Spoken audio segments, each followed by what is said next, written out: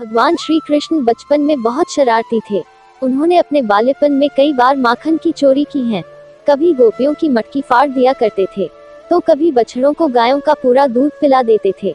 गोकुल की गोपियां चाहकर भी प्यारे से नटखट कृष्ण को डांट नहीं पाती थीं, क्योंकि उनकी शरारतों को देखकर उन्हें दुलारने का मन करता था।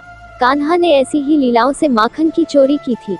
ये तो सभी जानते हैं कि कान्हा को माखन कितना प्रिय था। अपने लल्ला को माता यशोदा जितना माखन देती, वो उनके लिए कम पड़ जाता। इसलिए मैया जहाँ भी माखन रखती, कान्हा की नजर वही रहती। मैया के हटते ही कृष्ण चुपके से गांव के सारे बच्चों के साथ मिलकर सारा माखन खा जाते थे। ऐसा कई दिनों से चल रहा था।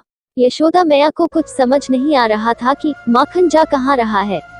उन्हें कुछ तरकीब सूझी। एक दिन मैया ने चुपके से माखन से भरे छोटे छोटे घड़ों को रस्सी के सहारे ऊपर टांग दिया।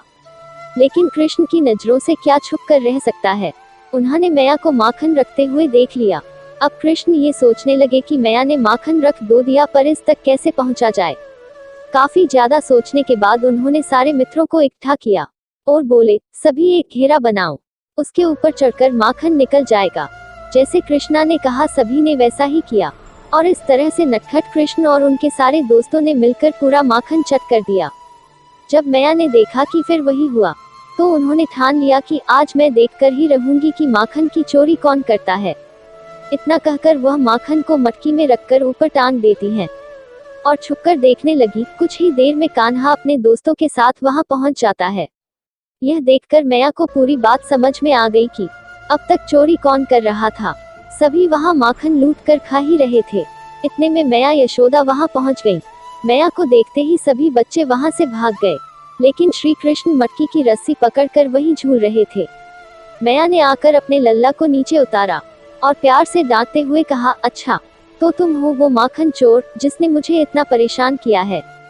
कृष्ण मैया को देखकर हंसने लगे और बोले, मैया मैं नहीं माखन खायो। इस पर मैया बोली कि अपनी ही मैया से झूठ बोलते हो लल्ला। कन्हैया की भोली सी सूरत देखकर और उसकी प्यार भरी बातें सुनकर मैया ने कृष्ण को अपने गले से लगा लिया और बोलने लगी, मेरा प्यारा नटखट माखन चोर। बस उसी दिन से श्री कृष्ण को प्यार से माखन चोर कहकर बुलाया जाने लगा।